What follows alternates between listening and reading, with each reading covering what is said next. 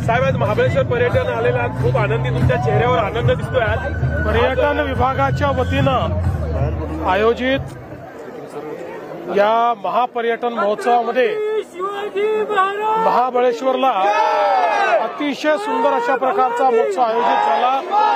मी मंत्री शंभूराजे देसाई आणि पर्यटन विभागाचं अभिनंदन करतो।